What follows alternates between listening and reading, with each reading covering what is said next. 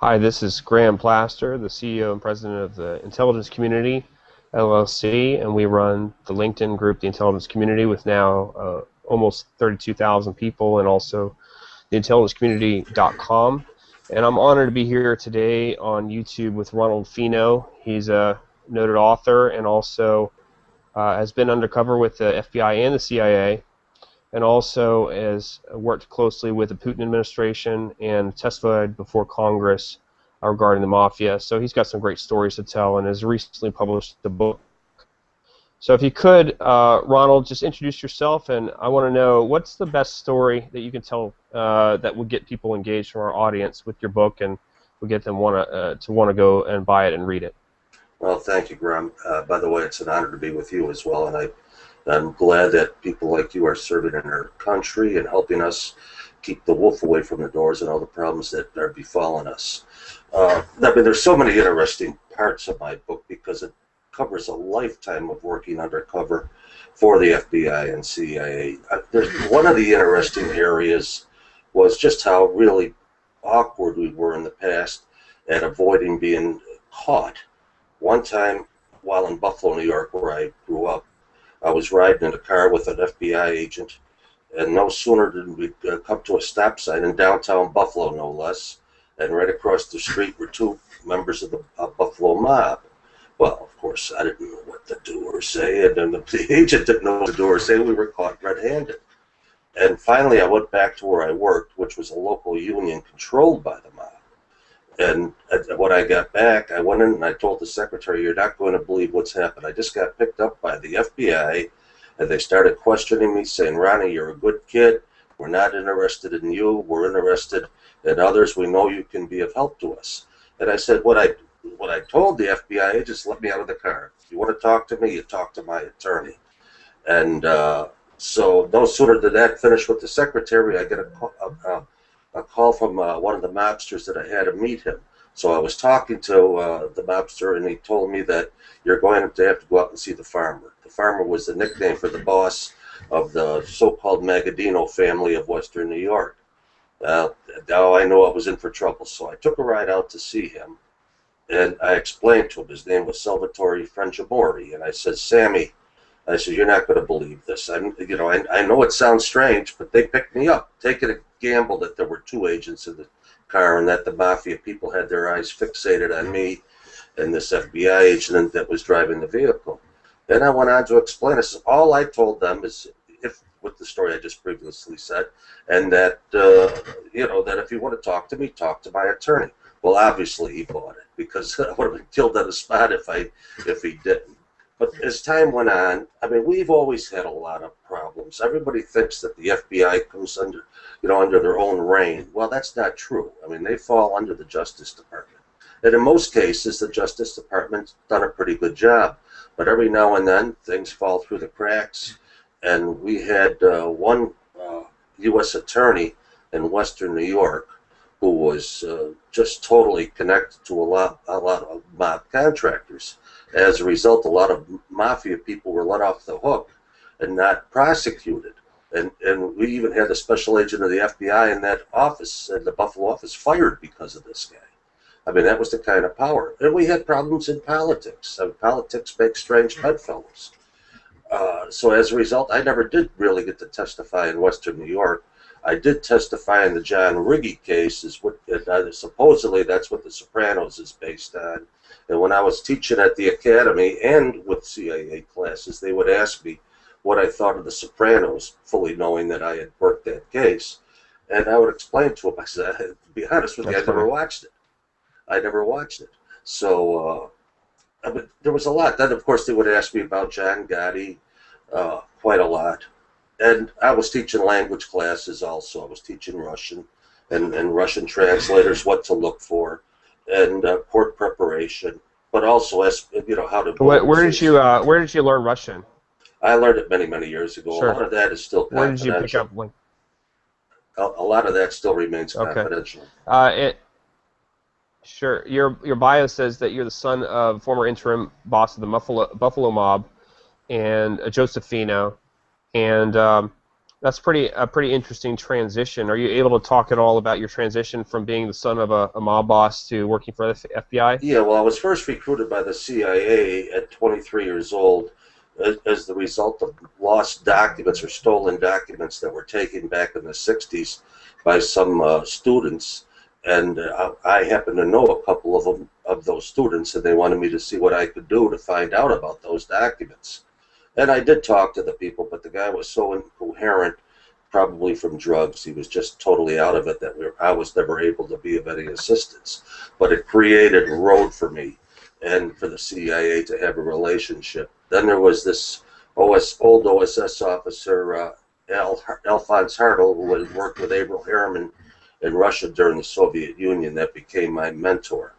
Then I was working with them for a while on and off, and it came to I was playing tennis one time, and a tall man, probably 6'6".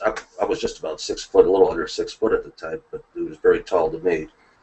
It said, "Hey, Ron Fino," and I yelled to him, thinking I knew the guy. And he came over, shook my hand. He says, "I'm Ron Hettinger of the FBI." And I says, "Hey, Ron Fino," and I started chastising him for not doing enough, because I seen so much when I was in the Laborers International Union of corruption, stealing the members' money, and not much was being done. Taking first-class trips on the members' money to vacations to Lord knows where. I mean, they were just spending the money like there was no tomorrow.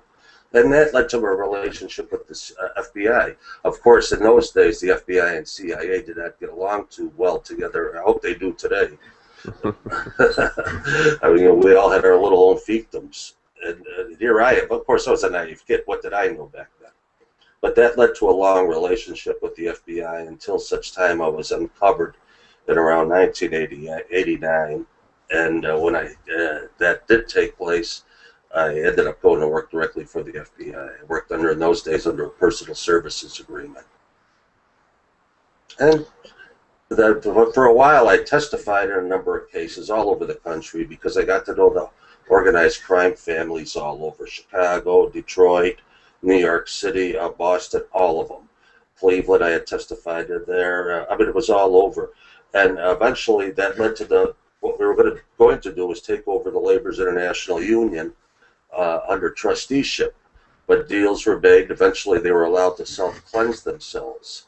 I joined the self-cleansing team, but I felt it was a scam, so I quit. And then I went back to teaching at the academy and CIA classes, until such time James Moody, was a dear friend of mine, still is, told me, "Ron, it's time that we put you back to work," meaning you're going back in the field. And they switched me over to work in Eastern Europe. And that's where I started my work in Eastern Europe. That's fascinating. So basically, you've got two kind of completely separate career experiences and areas of expertise: the mafia and obviously Russia. Uh, how have you kind of balanced those two different sides of your expertise? Well, both the Russian mafia runs Russia, whether we want to believe it or not.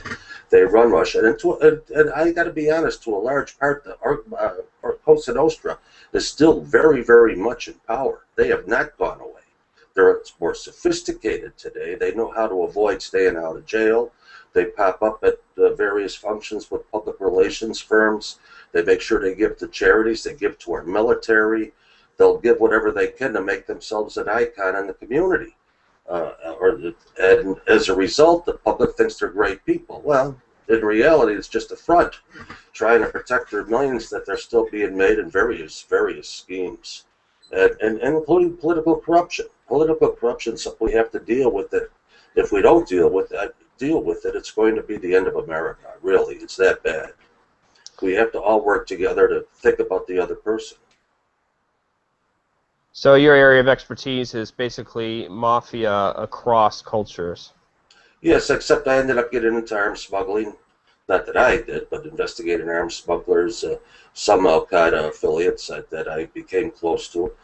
And one group that was Asbad al-Ansar. They're a small Lebanese outfit, but they're very powerful. And they're connected to Al-Qaeda, and I did infiltrate them for some time. So what can you tell me about other types of smuggling? Have you studied at all the Sinai border or the the U.S. Mexico border smuggling? I'm familiar with it. I'm not. I wouldn't say that I'm that qualified to speak about the smuggling, but I do know it goes on, and it's running rampant. This I know, and we can't deal with it. The problem that we're faced with today, and I'm sure you're aware of coming out of the intelligence community, that we just don't have enough men and women working in the field. We just don't have it. We don't have the money to hire people to put in place the proper security. As a result, our border is so porous, and then, of course, because of political correctness or whatever you want to call it, we don't want to do anything about our border. We just seem to be passing it off. Well, you can't do that because it's not just, I mean, sure, Mexicans are coming in, and I'm not blaming the Mexican people. I don't have a racial bone in my body. In fact, I was raised by a black family. Uh, and I have many friends that are Mexican. But the thing is, it's illegal. You just can't do it. We have books on the law that should be enforced, and I don't know why we have to write new laws. I mean, maybe that there's some legal problem that with them that may need a little tightening up.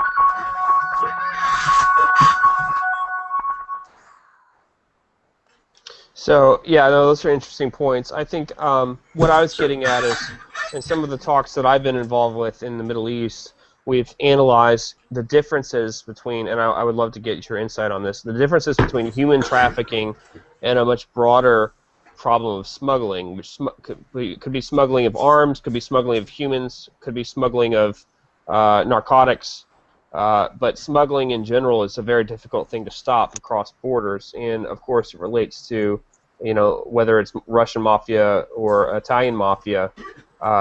Smuggling is something that's part and parcel to the trade. So I'd be curious to know, across all cultures, what you can tell us about smuggling.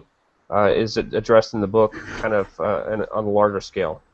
I address it to some degree in the book, but I could have gone into it a lot more because it is so prevalent. I mean, it's happening every day, and I'm familiar with a lot of drugs. I've worked cases that I cannot discuss because they're ongoing, but and human trafficking, that's taking place constantly. We can eradicate it. I mean, we come out of the human, as you know, field. If we started realizing that you still need more boots on the ground in intelligence, would be very, very beneficial so that we can target the groups, to target the people. Sure, electronics helps a lot, but we need to go the extra step. We somehow fell away from that human being on the ground finding out. And of course, it's difficult. You have to separate the wheat from the chaff. You don't know what's true, what's false. But that's what we're here for. We have to do that. Looking for that knee-jerk reaction, what to do. It's out there. And America is a great place to launder money. It's a great place for trafficking of drugs. I mean, people all over the world are trying to get in here, as we know, and we're not doing much about it. We have a limited degree. For example, when my mother-in-law who was from Russia, came here or comes here, I have to go through the American embassy, get her a visa, pay the fee, and then if she wants an extension, I have to pay it, or extension in time, I have to pay an additional fee. That's the law. That's what we're supposed to do. And people, we got to wake up. We have to wake up. It's a problem. Yeah, I mean, in my opinion, it would be great to reform immigration in ways that make it easier on those who are waiting in line. But that's an aside. Um, I'm interested to know how you made the transition from, obviously, clandestine work to becoming a public author and going out there and being a public face on the things that you've done in secret. Was that a difficult transition, or is it something that came naturally to you? No, it wasn't bad. As long as I had the support of my government, my people, and the intelligence communities, because, God forbid, I would never want to say something that was going to place somebody in harm's way, nor my country. As far as I'm concerned, no matter how you color this guy, he's still a traitor, this Snowden. I mean, there were so many different venues he could have taken. He very easily could have gone to a senator or a congressman that was opposed to this type of spying, which I am too. I mean, I don't think it's necessary to spy on people to get at our targets. But he could have gone that way instead of choosing going to China and then hopping a plane to Russia. I mean, that's That's unforgivable. But yeah, I mean, there's things in my book that I deal with, which, by the way, it's called the Triangle Exit, which stands for getting off at the FBI Academy in Quantico, as you probably know, coming out of the Navy. Yeah, I know about that. What's the website for the book, just so our listeners Uh, know? you can go to ronaldfino.com, Ronald Fino. RONALD, Okay. Fino.com. It's still, but we're still working on it, and we're still getting the books ready. So we're in the preliminary stages. We do have a few books up on Amazon, but it'll be much bigger as time goes on. Great. Do you have any public speaking events lined up, or book signings? Oh yes. Well, right now I'm doing TV in Western New York. I have to be in Toronto. I'm actually going to the Mob Convention in September 6th and 7th in What Las is the Vegas. Mob Convention? What is that exactly? Well, it's based on the movie Casino. Okay. I knew a lot of those players in the movie. Lefty Rosenthal. I don't know if I did or I did not know Tony D'Anspalaccio. Yeah, I don't know if you did or did not know that. But anyway, I know a lot of those players, and I did testify in a case out there against the killing of Herbie Blitzstein, who was Lefty Rosenthal's partner. So I'm going out there, and most of them are the criminals that are coming out there. I don't want to call them criminals anymore because they've been flipped and they were put into the WITSEC Witness Protection Program, and they're now free, making a living, I hope, honestly, which it seems they are. And there's a number of us from the FBI and law enforcement that'll be out there as well. So it'll be an interesting time. But I also have a lot in Cleveland lined up. I've been asked by a number of, in fact, on Friday I'm doing the Wall Street Journal Business Report with John Ransom on a talk show on the radio. But I'm sure I'll be on TV later in my life when I comb my hair and put a better shirt on. Yeah, good luck with that. Hopefully we can help you get there one step at a time. And we'd love to be able to get some of our, obviously our group would be avid fans of what you're writing, and we'd love to get some of them to write reviews on Amazon, and maybe we could set up some additional interviews and things like that. It sounds good, Graham. The other thing is if they want a signed copy, they could just email me direct. Okay. At ronaldfino@msn.com. That's, again, RONALDFINO@msn.com. And I feel for our people in intelligence. I mean, you came out of the Navy. There's people that give their commitment to the service to help protect the rest of us. And I'm honored to be part of that. In any small way that I have been, at least I don't consider myself big. I consider myself small, and I'm always honored trying to help somebody else that's less fortunate or our country. Well, the intelligencecommunity.com and the intelligence community on LinkedIn, there is an interesting group. Basically, after 9/11, of course, we had a lot of sprawl across the military-industrial complex. We had a lot of domestic and foreign spending in order to, stand up teams that would watch against terrorism in all different types.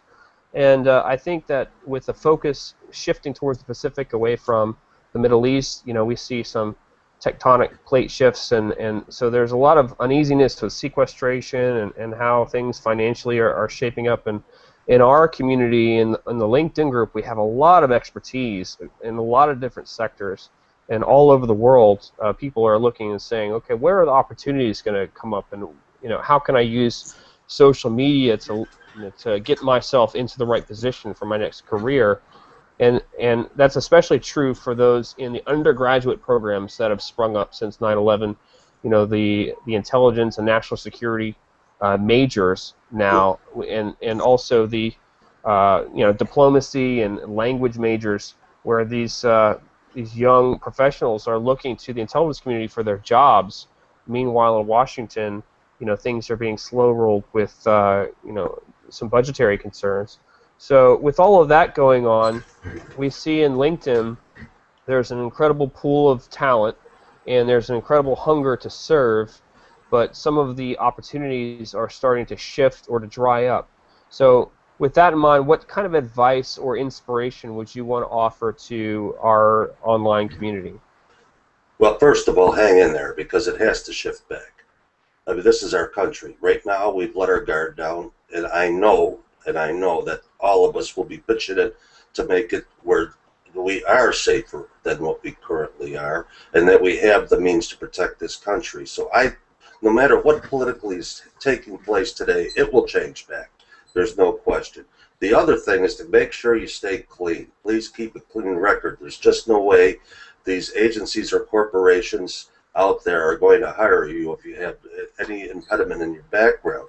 And start also be cross-training in accounting and other various fields, because at least I was at a field intelligence, but there's so many different areas of intelligence that we have needs. So lint, computer fraud, as well as computer investigation, separating the chatter, what's out there, what's real, what isn't. There's so many fields that are open, and there's no question. There is no question. We live in a new world today that for some, they don't realize that these people are for real. They think that talking to them is going to solve it. It is not. And like I said, I have many Muslim friends, and they feel the same way. There's no sense in talking to some of these fundamentalist radical groups because they only take it as a victory. They feel that you've conceded to them. Now they're going to ratchet it up on you, and that prolongs what's going on. And for anybody to think that this fight's going to go away in a couple of years, they're going to be for an unfortunate awakening, because it's not. We're in this for the long haul. And no matter how we try to make peace with whatever Muslim nations, even if it were Iran, even if it were the Taliban, that's not going to stop other fundamentalist nations from now using the same tactic. They're going to keep popping up, and it's a smaller world. We have to protect our borders, so you're needed. And please stay in school, obtain all the intelligence information you can. And what I mean by that is and how to adapt yourself to this life, as we refer to it. Well, I appreciate that, Ronald. It's great advice, and I'm sure a lot of our interns and younger members will be hanging on every word there, so appreciate it. We will probably be sending you some questions to follow up on this interview, and I'll make sure those get to you. And if you'd like to respond, you're welcome to. Oh, I will. Yeah, and we'll make sure we let people know about the book, and I really appreciate the interview. Is there anything else you want to share? No, that's fine, Grab. It's a pleasure to be talking to you and our audience out there. And like I said, it's our country. Or even if you're from another country, it's your country. We have to work together to solve this problem. Okay, thanks, Ronald, and have a good night. You too, Graham. Thanks.